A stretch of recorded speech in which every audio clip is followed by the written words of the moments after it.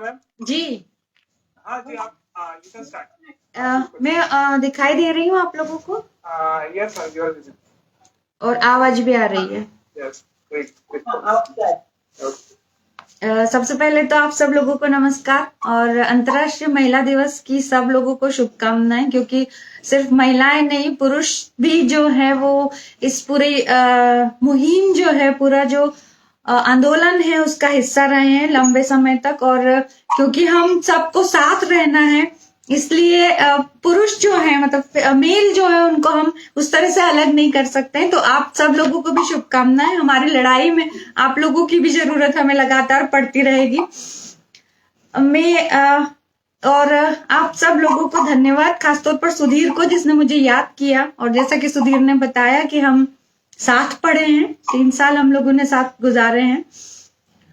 महिला दिवस पर जो मैं बात करने जा रही हूँ, वो विषय जो है वो फेमिनिज्म इश्यूज एंड चैलेंजेस, स्त्रीवाद की जरूरत या मुद्दे और चुनौतियां। मैं अपनी बात को बहुत ज्यादा फैक्चुअल नहीं करना चाहती, बहुत ज्यादा थियोरिटिकल नहीं करना चाहती। मैं बहुत छोटे छोटे मुद्दों से अपनी बात करूंगी। और दूसरी बात ये कि मैं ये चाहूंगी कि ये मोनोलॉग ना हो, ये डायलॉग हो। मतलब मैं अकेले बोलना नहीं चाहती। आप लोग भी यदि उसमें पार्टिसिपेट करेंगे तो मुझे अच्छा लगेगा और ज्यादा फ्रूटफुल होगा, ज्यादा उस चीज को हम समझ पाएंगे। मैं ये दावा नहीं करती हूँ कि मैं बहुत ज्यादा चीजें जानती हूँ, मैं भी सीख रही हूँ। आप जो चीज पूछेंगे उस यदि मुझे आएगी तो मैं उसका जवाब दूंगी, मुझे पता होगा तो। और अदरवाइज मैं आप लोगों से भी चीजें जानना चाहूंगी। तो मैं अपनी बात शुरू कर रही हूँ। Excuse me.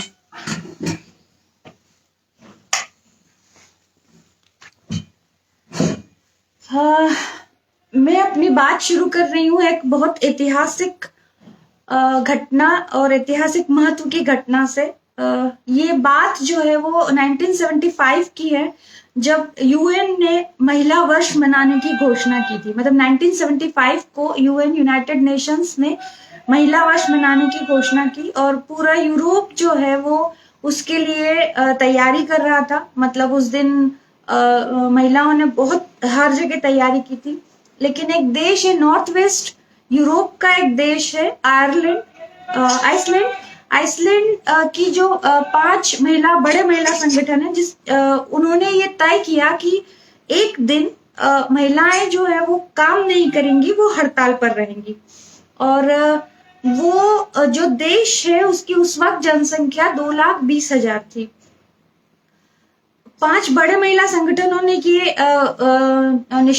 निर्णय लिया था। और उस दिन 24 अक्टूबर जो है, आप यदि गूगल करेंगे तो आपको वो पता चलेगा, वो द लॉन्ग फ्राइडे के नाम से आइसलैंड की जो हिस्ट्री है उसमें आपको दिखाई देगा। उसमें बहुत सारी मजेदार चीजें भी हुई, लेकिन मैं जो बात कहने जा रही हूँ वो ये है कि उस वक्त महिलाओं के 20 जुलूस निकले और जो राजधानी थी वहां की रेक्याविक, उस राजधानी के एक चौराहे पर 25,000 महिलाएं जो है वो इकट्ठा हुई। मतलब आप सोचिए कि 2,20,000 की जनसंख्या वाले देश में 25,000 महिलाएं एक दिन में, एक वक्त में इकट्ठा हुई।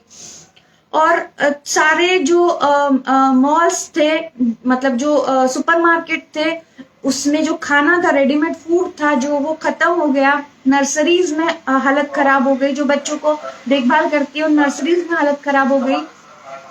उसके बाद घरों में, क्योंकि बच्चों को संभालने के लिए कोई नहीं था, तो बच्चों को फादर जो है वो बच्चों को लेकर अपने वर्क प्लेस पर गए, तो वहां बच्चों को संभालने की समस्या हो गई। घर में सफाई नहीं हुई, घर में खाना नहीं बना।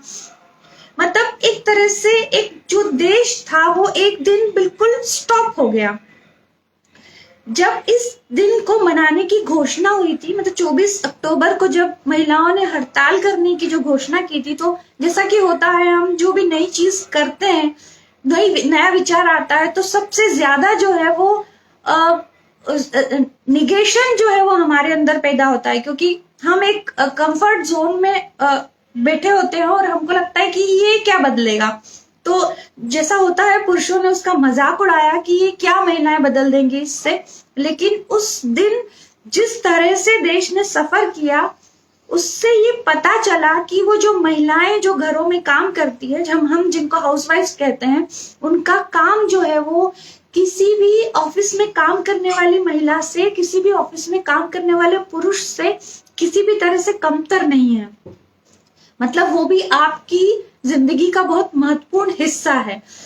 तो उन महिलाओं की जो मांग थी वो ये थी कि हमको भी पुरुषों के हिसाब से, मतलब एक काम, महिलावाद का जो आंदोलन है, फेमिनिज्म मूवमेंट है, वो बहुत सारे मुद्दों को अपने साथ लेकर चलता है, लेकिन ये जो रिकयाविक वाली जो घटना है जो 1975 की है, और ये उस वक्त की बात है जबकि feminism, second wave of feminism शुरू हुआ था, जो रेडिकल फेमिनिज्म कहा जाता है वो शुरू हुआ था।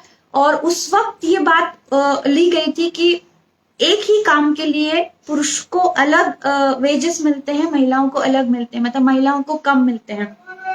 अभी भी बहुत स्थिति नहीं बदली है, मतलब अभी भी 17% महिलाएं, 17% कम वेजेस जो है पुरुषों की तुलना में महिलाओं को दिया जाता है, ये इंटरनेशनल आंकड़ा है।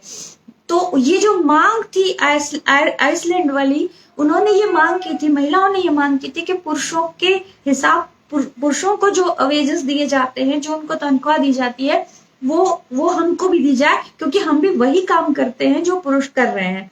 तो ये उसके बाद बहुत सारी चीजें घटी, बड़ी मजेदार चीजें, आप गूगल करेंगे तो आपको मिलेगा, लेकिन ये मेरा विषय नहीं है। मैं ये कहना चाह रही हूँ कि एक जो महिलाएं हैं जो कहीं भी काम कर रही हैं, घर में काम कर रही है, दफ्तर में काम कर रही है, दफ्तर में काम करना महिलाओं ने बहुत देर से शुरू किया, लेकिन घरों में काम कर रही जो महिलाएं हैं, वो उनका काम कितना महत्वपूर्ण है और उसको कितने सदियों तक इग्नोर किया गया, ये जो बात है वो एक दिन की हड़ताल ने सिद्ध कर दिया। तो मतलब ये महिलावाद की जो लड़ाई है, महिलावाद का जो मसला है, वो बहुत सारे अपने जो सिद्धांत है उसको लेकर साथ साथ में चलता है। मैं अपनी बात से, मतलब अपने जीवन से अपनी बात कहूंगी ताकि आप लोग उससे कनेक्ट कर पाए। मैं बहुत छोटे से शहर के बहुत मध्यम वर्गीय वर्किंग परिवेश में बड़ी हुई हूँ, और महिलावाद जैसी चीज, क्योंकि उन दिनों इंटरनेट नहीं था, उन दिनों उस तरह का एक्सपोजर नहीं था, तो महिलावाद जैसी जो चीज थी या फेमिनिज्म जैसी जो चीज थी उसके बारे में मैंने उस वक्त जब मैं पढ़ती थी, यूनिवर्सिटी में पढ़ती थी, तब भी नहीं सुना था। जब मैंने पहली बार सुना, बहुत सरसरी तौर पर सुना, तो मुझे लगा कि क्योंकि जिस संदर्भ में मैंने उस बात को सुना था, संदर्भ उस बात का ये था कि महिलाएं जो है वो फैमिली जो है, जो भी इंस्टीट्यूशंस है, उनका विरोध कर रही है। फैमिलीज जो है, मतलब फैमिली है या सोसाइटी है या रिलीजन है या कास्ट है, जाति है, उन सब का विरोध कर रही है। तो हम जो एक खास परिवेश में जन्मे लोग हैं, बड़े हुए लोग हैं, हमारे दिमाग में सबसे पहले ये आता है कि फैमिली जो है वो तो हमारा इमोशनल स्पेस है, वो हमारी इमोशनल जरूरत है, वो हमारी फिजिकल नीड भी है, वो हमारी इकोनॉमिकल नीड भी है, तो उसका विरोध कैसे किया जा सकता है। तो जब इस संदर्भ से मैंने महिलावाद को देखा तो मुझे लगा कि नहीं, ये उन महिलाओं की बात है जो एक अपर क्लास है, जिनके पास जीवन की सारी सुविधाएं हैं और वो सारी सुविधाओं को अवेल करती है, इसलिए उनका जो दिमागी शगल है वो उस तरह से, उसको मैंने समझने की कोशिश की, या उस तरह से मैंने उसको रिजेक्ट कर दिया। बाद के वक्त में जब इंटरनेट आया और इंटरनेशनल वुमेन्स डे की बात हुई, तब एक चीज समझ में आई कि नहीं, महिलावाद का मतलब ये नहीं है। महिलावाद का मतलब ये है कि इस सोसाइटी में, इस सभ्यता में जितना पुरुषों को हासिल है उसका 10% महिलाओं को हासिल है। तो वो जो संसाधन है, वो जो उसका श्रम है, वो उसका जो रिवार्ड है वो बराबर से नहीं मिलता है। तो महिलाएं जो है वो समानता की मांग करती है और हर जगह समानता की मांग करती है। लेकिन समानता जो शब्द है वो जो कहने में जितना सरल है या समझने में जितना सरल है, वो अप्लाई करने में उतना ही मुश्किल है। ये आप धीरे धीरे चीजों को समझेंगे, धीरे धीरे आप सोसाइटी को देखेंगे तो आपको ये बात समझ आएगी कि जो महिलावाद मतलब ये जो समानता का विचार है, ये समानता का विचार अप्लाई करने में या इम्प्लीमेंट करने में बहुत मुश्किल है, क्योंकि हमारी जो सोशल कंडीशनिंग है वो छोटी छोटी चीजों में हमको उनसे अलग करती है, समानता के विचार से हमको अलग करती है। बहुत बहुत ही छोटी छोटी चीजों से मैं अपनी बात कहना चाहूंगी। तो एक चीज जो है, जो परसेप्शन जो है, अमूमन हमारा जो परसेप्शन है ये है कि स्त्रीवाद जो है या फेमिनिज्म जो है वो पश्चिम की देन है। पश्चिम में महिलाओं ने उसको मतलब जो कंसेप्ट है वो वेस्ट से आया है, वो हमारा ईस्टर्न कंसेप्ट नहीं है। और ये एक चीज जो हमारे परसेप्शन में है कि महिलाओं की जो स्थिति है वो ईस्ट में जो है वो खराब है और वेस्ट में महिलाएं जो है वो स्वतंत्र है। ये बहुत सालों तक ये परसेप्शन हमारा बना रहा और अभी भी बहुत सारे हिस्सों में यही परसेप्शन है कि वेस्ट में जो है महिलाएं इस ईस्ट से मतलब जो एशियन कंट्रीज हैं या जो अफ्रीकन कंट्रीज हैं उनसे बेटर स्थिति में है। लेकिन हकीकत ये है कि कमोबेश दुनिया में महिलाओं की स्थिति एक जैसी है। इसका एक छोटा सा उदाहरण ये है कि यूनिवर्सल सफरेज जैसी चीज जो है या मताधिकार जैसी जो चीज है, उन देशों में जो डेमोक्रेसी की लड़ाई लड़ चुके हैं, मतलब 19th सेंचुरी के अंत में, लगभग अंत में अमेरिका में भी, फ्रांस में भी ये जो डेमोक्रेसी की लड़ाई मतलब जो अमेरिकन रेवोल्यूशन है, जो फ्रेंच रेवोल्यूशन है, वो 19th सेंचुरी के आखिर में जो है वो हुआ था। तब से लेकर 1920 तक अमेरिका में महिलाओं को वोटिंग राइट्स नहीं थे। और सबसे पहले वोटिंग राइट देने वाला, बड़ी अजीब बात है कि सबसे पहले वोटिंग राइट उन देशों में दिया गया जो ब्रिटिश कॉलोनी थे। तो 1893 में सबसे पहले जो यूनिवर्सल सफरेज जो दिया गया था, महिलाओं को मताधिकार दिया गया था, वो न्यूजीलैंड में दिया था। और 1893 से 1923 के जो साल है उसमें सिर्फ 3 देश उसमें शामिल हुए थे और 1920 में पहली बार अमेरिका में दिया गया। तो आप देखिए कि ये जो बहुत बेसिक चीजें हैं जो मिलनी चाहिए, क्योंकि हम महिलाएं भी इसी सोसाइटी का हिस्सा है, तो वो जो बेसिक चीजें हैं वो उनको उस वक्त नहीं मिली थी। तो लड़ाई जो है वो वहां से पैदा होती है, वहां से शुरू होती है।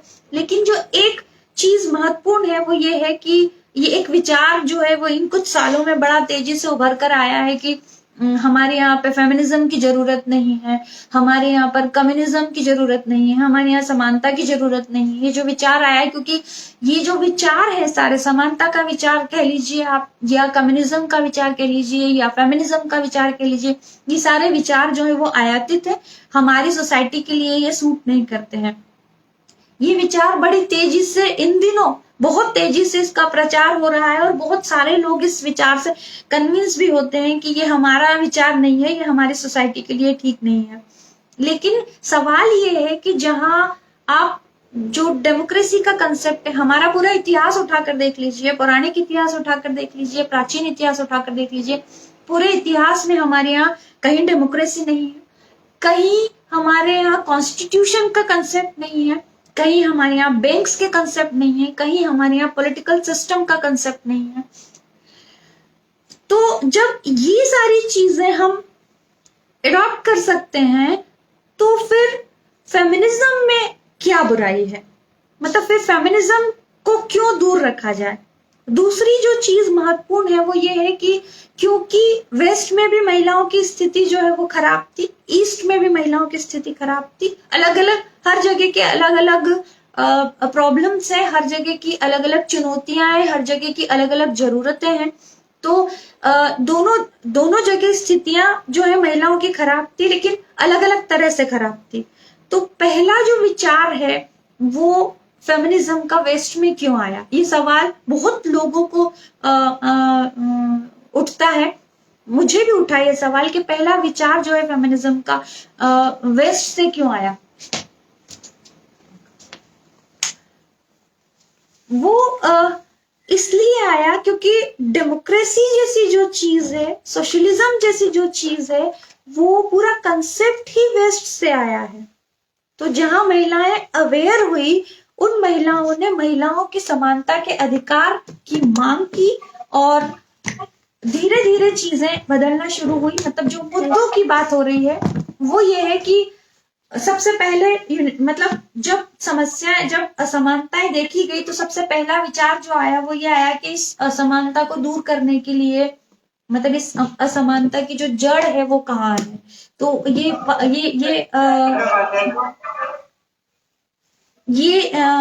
मतलब पॉइंट आउट किया गया कि ये जो असमानता है, ये इसकी जो जड़ है वो इसलिए है क्योंकि महिलाएं जो है वो पॉलिटिकल सिस्टम में पार्टिसिपेट नहीं कर सकती क्योंकि उनके पास वोटिंग राइट्स नहीं है। तो सबसे पहले जो पॉइंट आउट किया गया, तो सबसे पहला मुद्दा जो है वो यही आया कि महिलाओं को यूनिवर्सल सफरेज जो है वो मिलना चाहिए, मतलब महिलाओं को वोटिंग राइट्स मिलने चाहिए। तो जो फर्स्ट वेव ऑफ फेमिनिज्म थी, उन्होंने वोटिंग राइट्स के लिए लड़ाई लड़ी। एक और मजेदार घटना है, अमेरिका में जब तक वोटिंग राइट्स महिलाओं को नहीं मिला था, तब की बात है, 1872 की बात है ये। एक महिला थी सूजन बी एंथनी। वो जब 1872 में राष्ट्रपति के चुनाव हो रहे थे अमेरिका में, तो वो कुछ 14 महिलाओं को लेकर इलेक्शन में वोट करने गई। नेचुरली जब उनको वोटिंग राइट्स नहीं थे तो उनका विरोध किया गया, लेकिन उन्होंने जो ऑफिसर्स थे उनको किसी भी तरह से कन्विंस करवा लिया कि क्योंकि हम अमेरिकन नागरिक हैं तो वोट देने का राइट तो हमें भी है। उन 14 महिलाओं ने वोट किया, लेकिन 3 दिन बाद उन 14 महिलाओं को गिरफ्तार कर लिया गया। क्यों? क्योंकि आपने लॉ का उल्लंघन किया है, कानून का उल्लंघन किया है। बाकी 14 महिलाओं को छोड़ दिया गया। सूजन जो है उन पर मुकदमा चला क्योंकि उन्होंने सब महिलाओं को प्रोवोक किया था। कोर्ट में उन्होंने अपने लॉजिक दिए। उन्होंने कहा कि क्योंकि अमेरिकन नागरिक जो है वो उनके पास राइट टू वोट है, तो हम भी अमेरिकन नागरिक है और हमारे पास भी राइट टू वोट है, इसलिए हम वोट देने गए थे।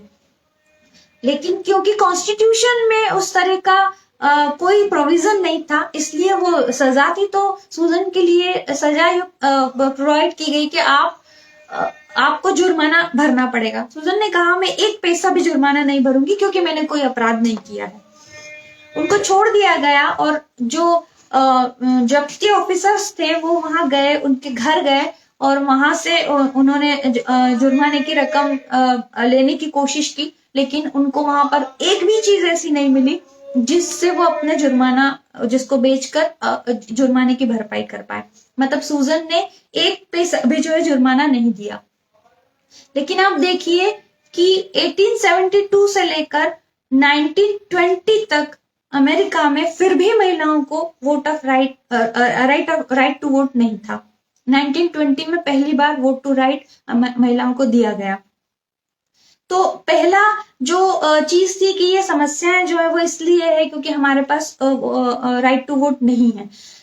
तो राइट टू वोट की मांग की गई। पहला फर्स्ट वेव ऑफ फेमिनिज्म जो है उसने इस तरह से बात की। लेकिन जब फिर भी स्थितियां नहीं सुधरी, तब फिर ये विचार किया गया कि आखिर और क्या चीजें हैं जो महिलाओं को उन स्थितियों में आने नहीं दे रही है जहां वो समाज में समानता से, मतलब समाज में जो है वो पुरुष के साथ समाज निर्माण में मदद कर सके। तब फिर ये पॉइंट आउट किया गया, एक फ्रेज है पॉलिटिकल साइंस में जो लोग पढ़ रहे हैं या फेमिनिज्म जो लोग पढ़ रहे हैं, वो उसमें एक फ्रेज है कि पर्सनल इज पॉलिटिकल। मतलब इससे पहले ये चीज थी कि फैमिली जो है वो बड़ी पर्सनल स्पेस है आपकी, और बाकी जो सोसाइटी है या जो पॉलिटिक्स है या जो पॉलिटिकल सिस्टम है वो जो है वो पॉलिटिकल सिस्टम है और वो पब्लिक स्पेयर है। लेकिन महिलाओं ने ये कहा, इसलिए जो पब्लिक स्पेयर है वहां पर लॉस की जरूरत है, वहां पर रेगुलेशन की जरूरत है, लेकिन जो पर्सनल स्पेस है, जो फैमिलीज है, उसमें लॉस की जरूरत नहीं है, उसमें रेगुलेशन की जरूरत नहीं है, क्योंकि वहां सब आपसी प्रेम भाव, सद्भाव और अंडरस्टैंडिंग से ये सब चीजें होती रहती है। लेकिन महिलाओं ने इस चीज को पॉइंट आउट किया कि आखिरकार सबसे ज्यादा शोषण जो है महिलाओं का वो कहाँ हो रहा है, और वो जो जगह थी, बहुत खराब बात है और बहुत शॉकिंग भी है कि सबसे ज्यादा शोषण जो है महिलाओं का वो घरों में हो रहा है, परिवारों में हो रहा है। तो उन लोगों ने जब ये पॉइंट आउट किया कि परिवार जो है वो शोषण की संस्थाएं हैं, तो सबसे पहला रिएक्शन जो होता है वो ये होता है ना कि जो शोषण की संस्थाएं हैं, जैसे मार्क्स कहते हैं कि शोषण, राज्य जो है वो शोषण की संस्था है, तो आप राज्य को डिमोलिश कर दीजिए। वैसे ही परिवार यदि शोषण की संस्था है तो आप परिवार को डिमोलिश कर दीजिए। तो ये जो सेकेंड वेव ऑफ फेमिनिज्म था उसको रेडिकल फेमिनिज्म कहा गया, और इसने ये डिमांड की कि परिवार से स्त्रियों को मुक्त करने की जरूरत है। तो जब ये रेडिकल फेमिनिज्म आया तब फेमिनिज्म को बदनाम करने की जो प्रोसेस है वो शुरू हुई, क्योंकि जब आप वो सारी इंस्टीट्यूशन के खिलाफ बोलने लगेंगे जो इंस्टीट्यूशन पावर सेंटर्स हैं, तो सबसे पहले आपका विरोध होगा, सबसे पहले आपको बदनाम किया जाएगा।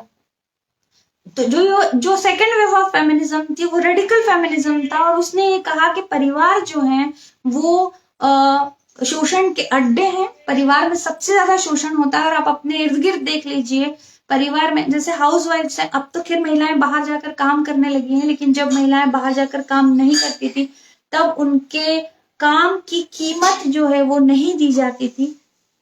अभी भी जो घर में महिलाएं काम करती है, वो खाना बनाती है, वो घर संभालती है। जैसे आइसलैंड की जो द लॉन्ग फ्राइडे था, उसको आप याद करिए कि यदि आप एक कल्पना करके देखिए, हमारे परिवारों में, हमारे समाजों में यदि महिलाएं ये कहे कि हम एक दिन काम नहीं करेंगे, तो सोसाइटी की जो पिक्चर है सारी उस दिन की वो कैसी होगी। तो लेकिन इतना महत्व काम करने के बावजूद महिलाओं को न तो वो काम करने का सम्मान दिया जाता है, और रिवॉर्ड तो खैर बहुत दूर की बात है। जब भी ये बात आई थी बीच में, कभी हमारे यहाँ कोर्ट ने कहा था कि महिलाओं को घर के काम के लिए पैसे दिए जाने चाहिए, तो इस चीज का बहुत जगह विरोध हुआ कि नहीं, ये तो बड़ा इमोशनल मामला है। लेकिन इतने सालों से इस इमोशनल मामले को लेकर महिलाओं का शोषण हो रहा है, डोमेस्टिक वायलेंस हो रही है हमारे घरों में। हमारे घरों में ये अजीब बात है, लेकिन हम इस चीज पर विचार नहीं करते हैं कि मैरिटल रैप होते हैं, तो हमारे लिए ये बड़ा मजाक का मसला है। तो महिलाओं के जो मुद्दे हैं, वो असमानता जो है वो उसकी इतनी बारीक तहें हैं कि उन तहों को पकड़ना जो है वो एक जन्म में तो संभव नहीं है। तो जब सेकेंड वेव जो थी, उसकी जो रेडिकल फेमिनिज्म की थी, जिसने कहा कि परिवार की जरूरत नहीं है, उसके बाद एक सवाल उठा कि आखिरकार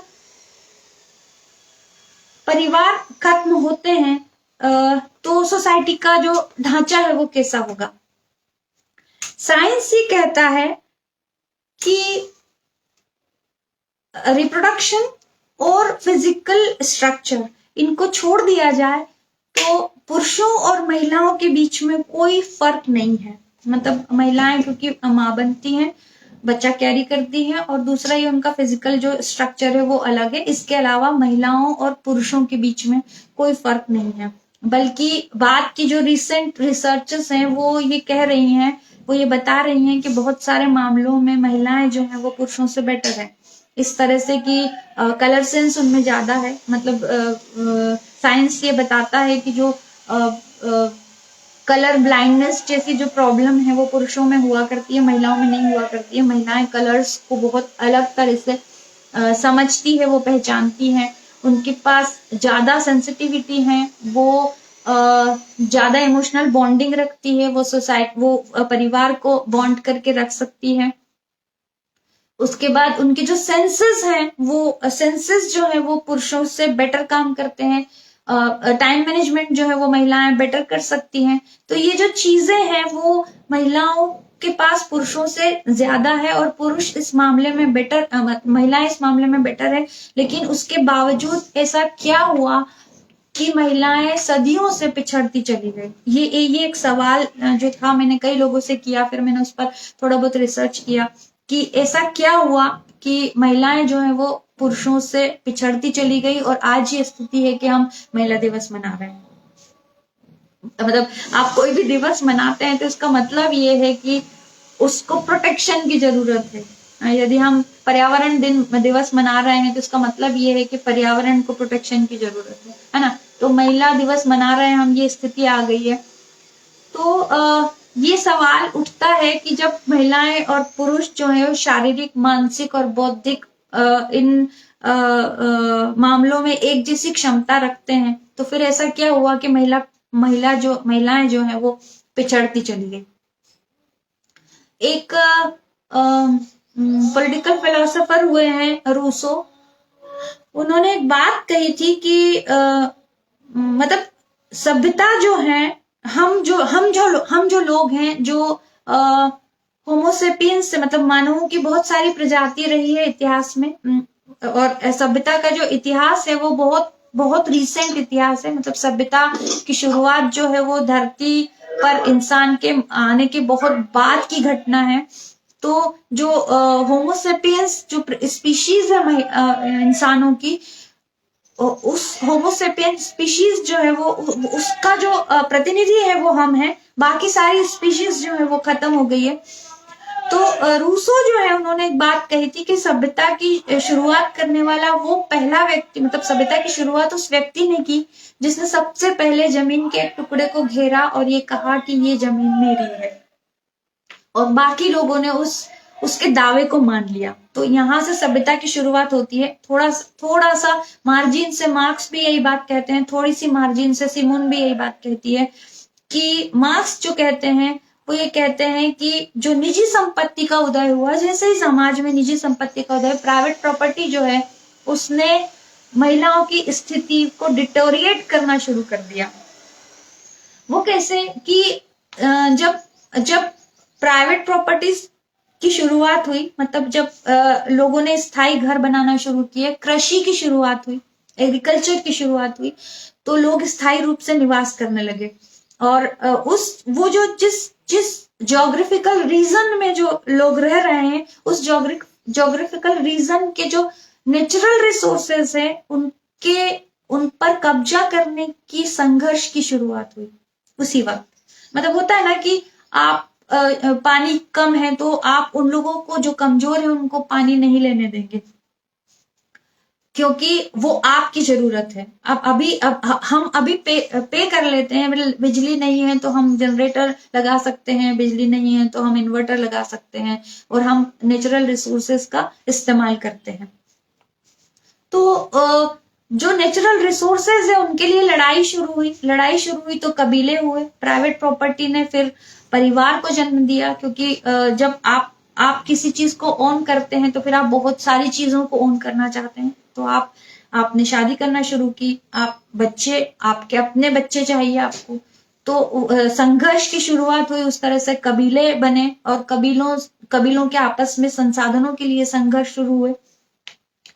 उन सारी स्थितियों में ये हुआ कि संघर्ष करने के लिए या युद्ध लड़ने के लिए जनसंख्या की जरूरत हुई, और जनसंख्या के लिए स्त्री को जो है लगातार प्रजनन करने के लिए बाध्य कर दिया गया। मतलब लड़ने के लिए पुरुषों की, और पुरुषों को जन्म देने के लिए स्त्रियों की की जरूरत हुई। और इस तरह से स्त्रियां जो है वो लगातार बच्चे पैदा करने और उनको पालने में व्यस्त हो गई।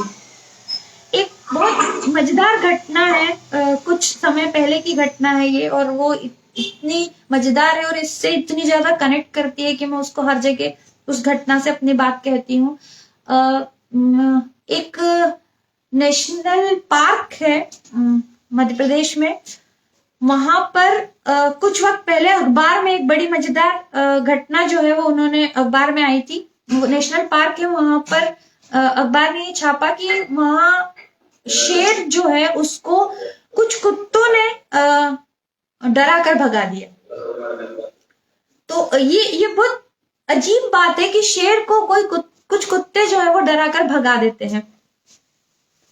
तो जब विशेषज्ञों से इस सिलसिले में बात की गई, अखबार के कॉरेस्पॉन्डेंट ने उससे बात की कि आखिरकार ऐसा कैसे हुआ कि शेर को जो है वो कुत्ते जो है वो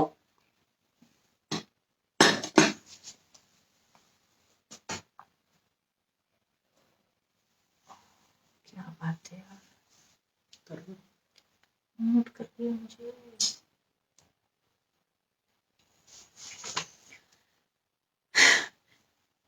तो ये बात हुई कि शेर को जो है वो कुत्ते जो डरा कर भगा देते हैं। तो विशेषज्ञों का ये कहना था कि वो जो रीजन था जहां पर ऑफिसर्स को लेकर आया जाता था, जिनको शेर दिखाए जाते थे, तो वहां के लिए ये व्यवस्था थी कि कुछ लोग जो है उनको शेर को जो है वो रेडीमेड फूड मतलब मीट वगैरह जो है वो खुद दे दिया करते थे, ताकि वो उसके लालच में उन क्षेत्रों में आए और जो लोग शेर देखने आते हैं उनको वो शेर दिखा पाए वो।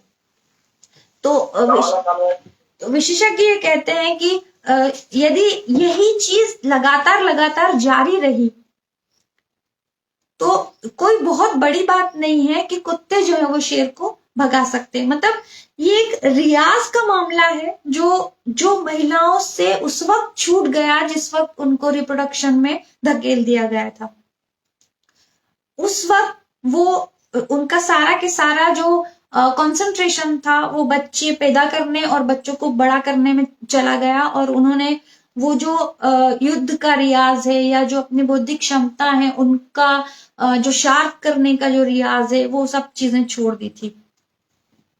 तो वो जो स्थिति है वहां से लेकर हम यहाँ तक चले आए हैं। एक और चीज है, मतलब वो हालांकि जो संदर्भ है वो जो घटना है या जो मतलब कुप्रथाएं हैं वो संदर्भ दूसरा है, लेकिन मैं इस संदर्भ में उसका इस्तेमाल कर रही हूँ।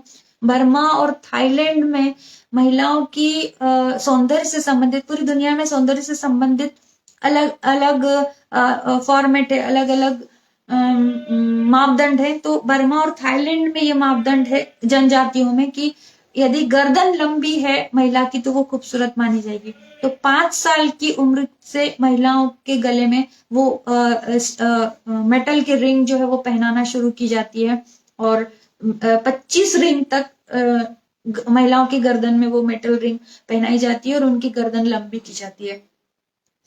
तो जब 25 रिंग हो जाती है तो गर्दन इतनी लंबी हो जाती है कि वो सिर को संभालने के काबिल नहीं होती। तो उसके बाद महिलाओं को पूरी उम्र अपनी उन रिंग के साथ रहना पड़ता है।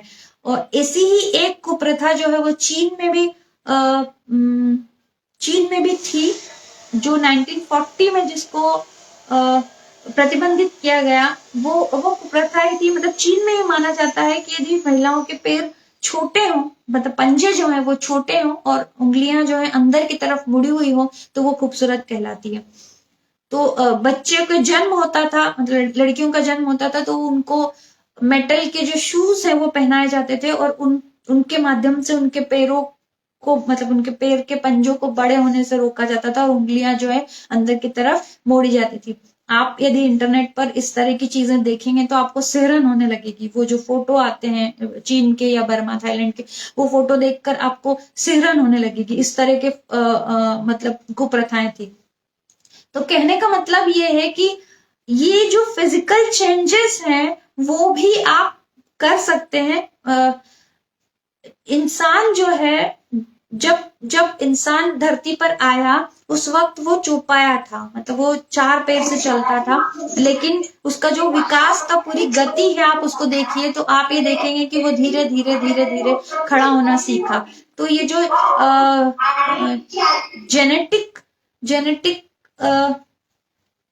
जेनेटिक मॉडिफिकेशन जो है वो जो है वो एक मतलब एक जो साइंटिफिक प्रक्रिया है उसके माध्यम से होता है। तो इसी तरह से महिलाएं जो हैं वो अपनी जो नेचुरल स्किल्स हैं वो भूल चुकी थी, इसलिए वो जो सभ्यता के विकास क्रम में जो है वो पिछड़ती चली गई। अब जब जब डेमोक्रेसी आई, जब कुछ महिलाओं ने वो अवेयरनेस आई कुछ महिलाओं को, तो ये सवाल उन्होंने किया कि इन सारी सिचुएशन से उबरने के लिए क्या क्या किया जा सकता है। तो सबसे पहले जो समझ आया वो ये था कि हमको राइट टू वोट मिले। दूसरा जो ये डिमांड थी महिलाओं की वो ये थी कि हमको एक काम के लिए सेम वेजेस मिले, मतलब जो हम काम कर रहे हैं पुरुषों की तरह काम कर रहे हैं उसके लिए हमको सेम वेजेस मिले। हालांकि वो लड़ाई अभी भी अधूरी है, बहुत सारे देशों में बहुत सारी जगहों पर महिलाओं को उसी काम के लिए जो है वो पूरी पुरुष के हिसाब से पूरे वो नहीं दी जाती है।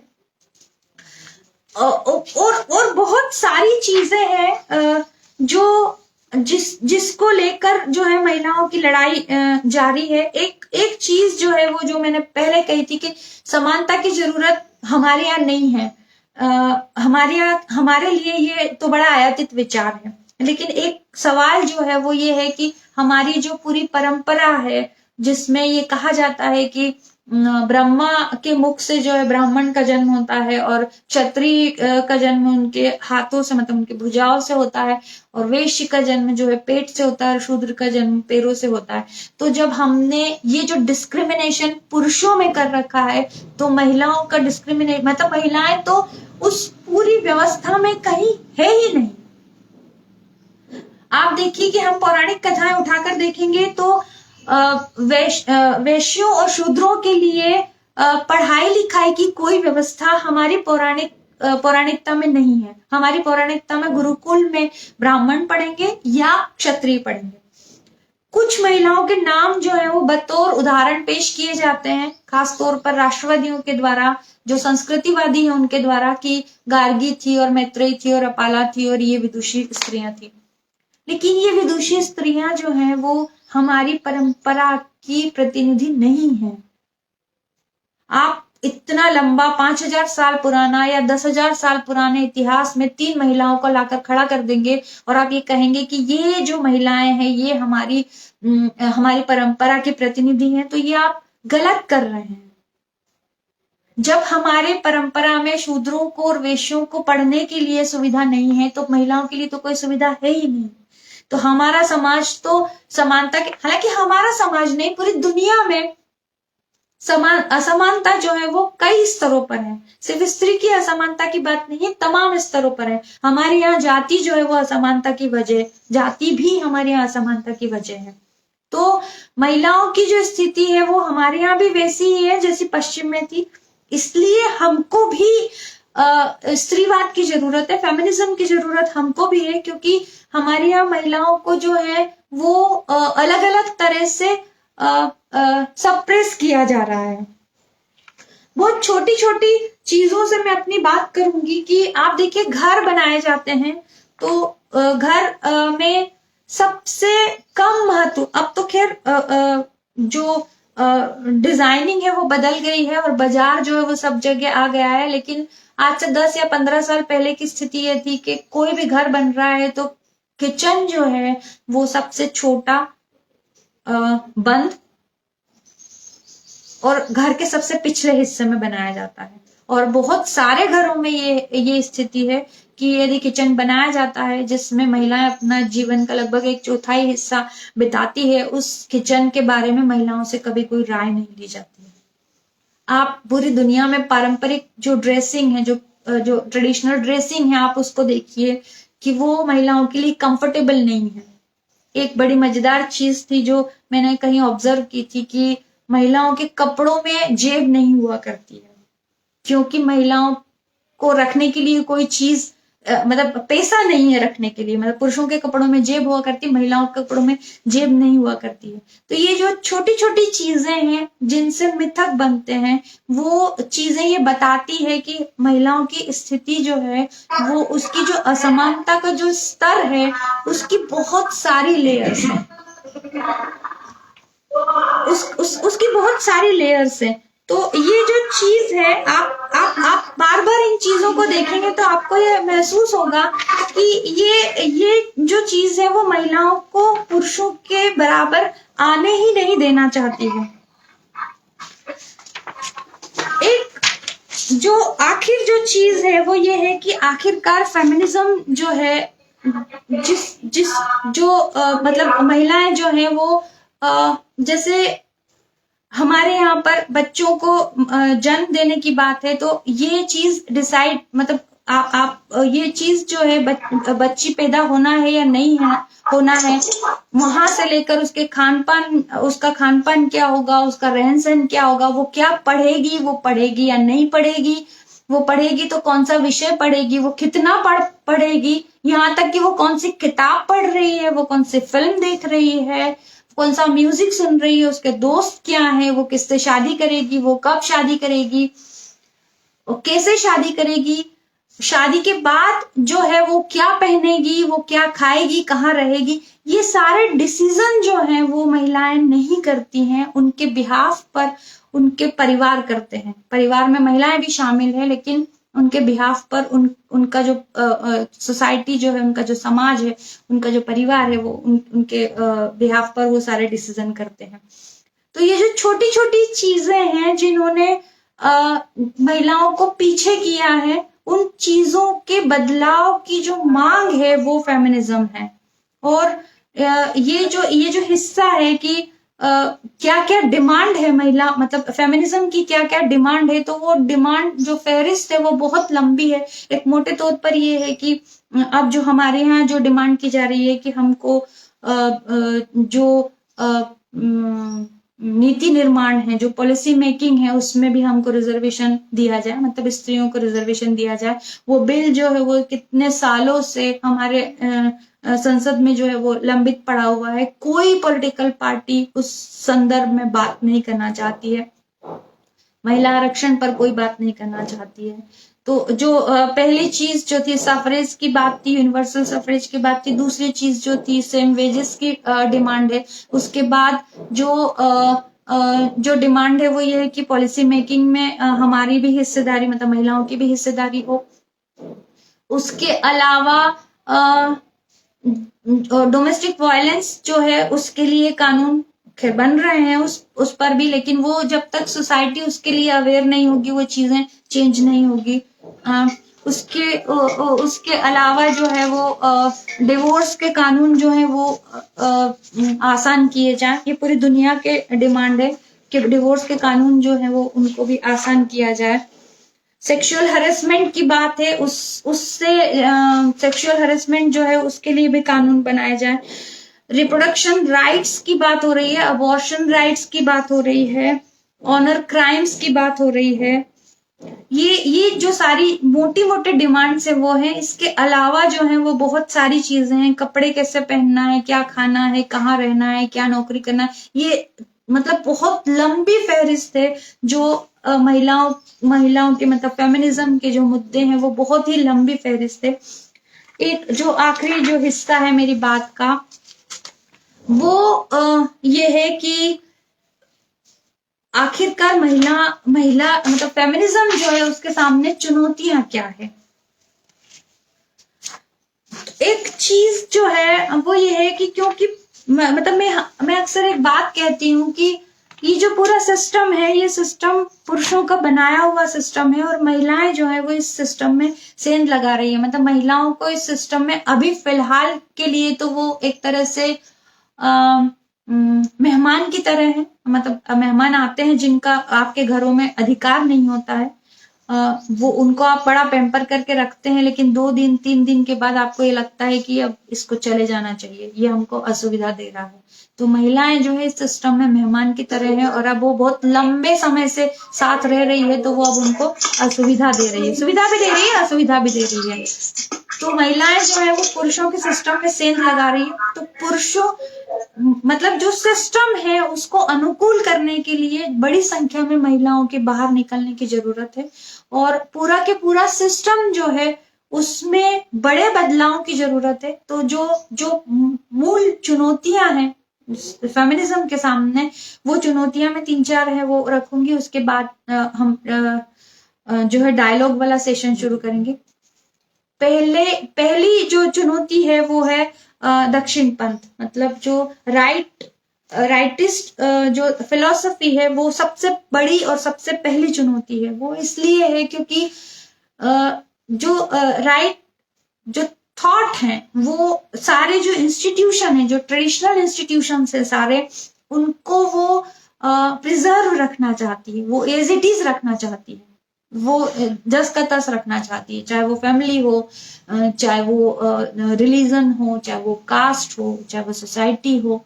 वो सारे जो इंस्टीट्यूशन है उनमें किसी भी तरह के बदलाव की वो डिमांड नहीं करती है, न वो बदलाव चाहती है, यथास्थितिवादी है। और वो जैसे हमारे यहाँ बार बार कहा जाता है ना कि स्त्रियों को घर में रहने की जरूरत है, स्त्रियों को बच्चों को संस्कार देने की जरूरत है, बच्चों को पालने की जरूरत है। तो ये जो फिलॉसफी है, राइटिस्ट फिलॉसफी है, वो स्त्रीवाद के सामने सबसे बड़ी चुनौती है, क्योंकि वो समाज में किसी भी तरह के बदलाव, किसी भी तरह के डिस्कम्फर्ट को सहन नहीं करना चाहती है। डॉक्टर यशवंत चौहान, यशवंत चौहान प्लीज आपका माइक बार बार आपका माइक।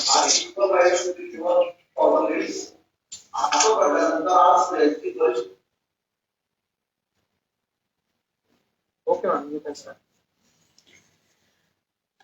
दूसरी जो चीज है वो है रिलीजन।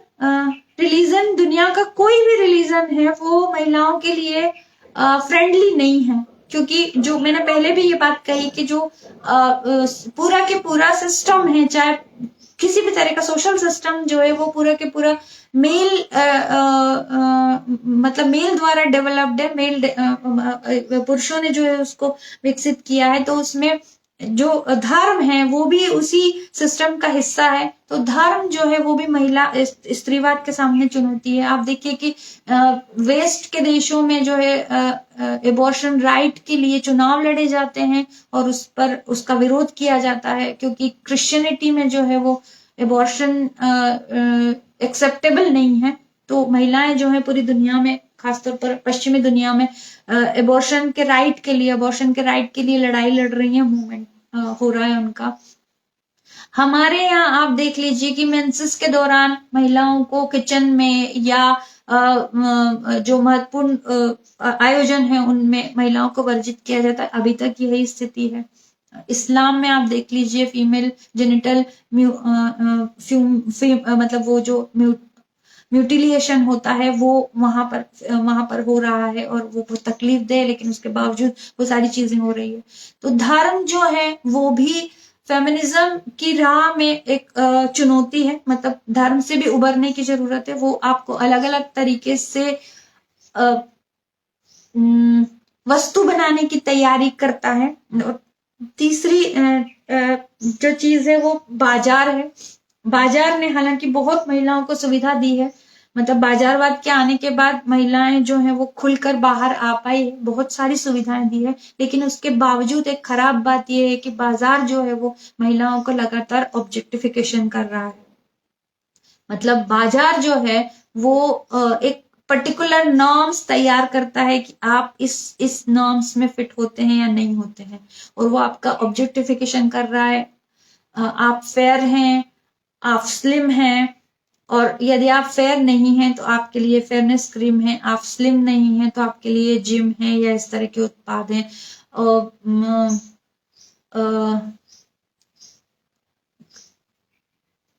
और बहुत सारी चीजें हैं, जैसे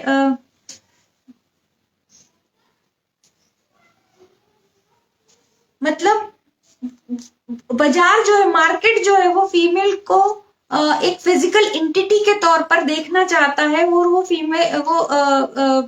फिजिकल एंटिटी के तौर पर ही उसको बरतना चाहता है। तो बाजार के जो पूरा स्ट्रक्चर है उसको भी बदलने की जरूरत है। उसके लिए भी लड़ाई लड़ने की जरूरत है। अब आप आज देखिए कि आप इंटरनेशनल वुमेन्स डे है, लेकिन मार्केट क्या कर रहा है? मार्केट जो है वो डिस्काउंट दे रहा है। आपको कपड़े पे डिस्काउंट है, आपको सर्विसेज पे डिस्काउंट है, आपको रेस्टोरेंट में डिस्काउंट है।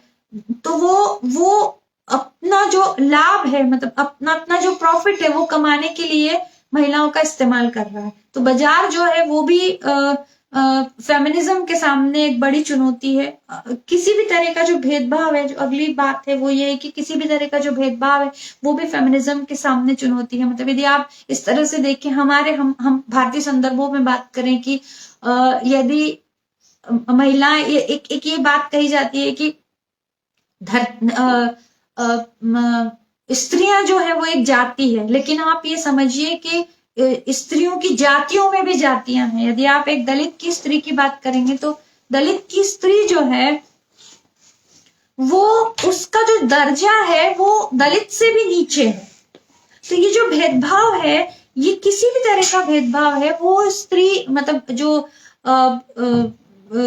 जो फेमिनिज्म है, जो स्त्रीवाद है, उसके खिलाफ, उसके सामने एक चुनौती है। और लास्टली जो चुनौती है, बड़ी चुनौती है, वो है कैपिटलिज्म।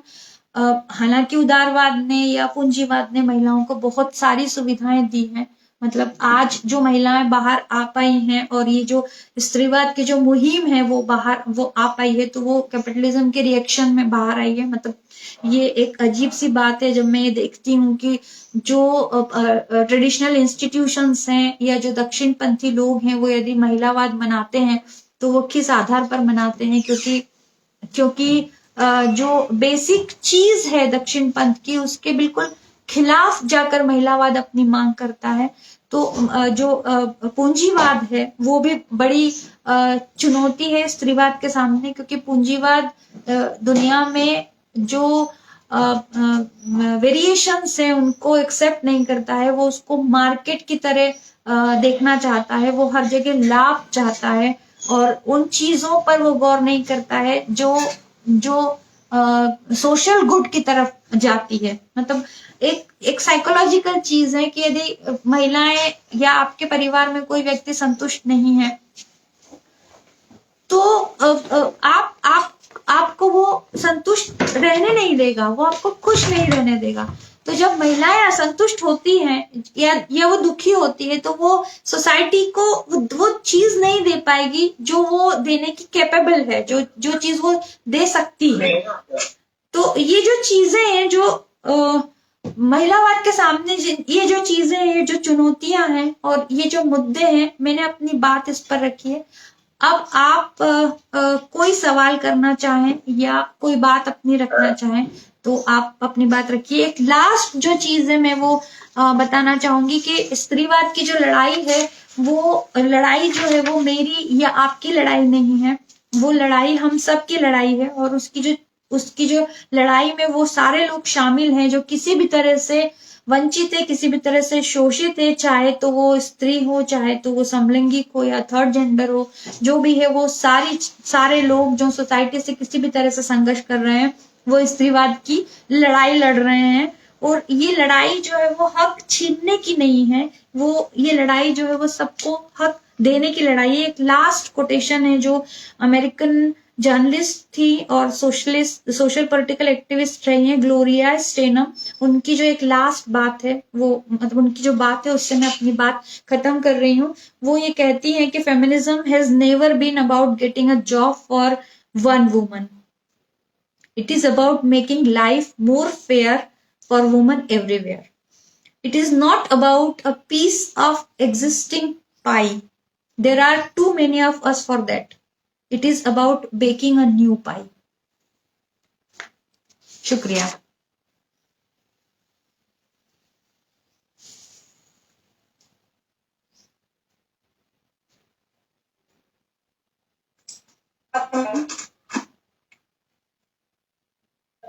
आपल्याला काही शंका असल्यास, प्रश्न असल्यास आपण विचारू शकतात मॅडमांना।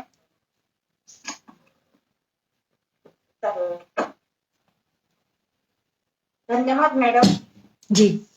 डॉक्टर यांनी खूप छान असं मार्गदर्शन आपल्याला दिलेलं आहे।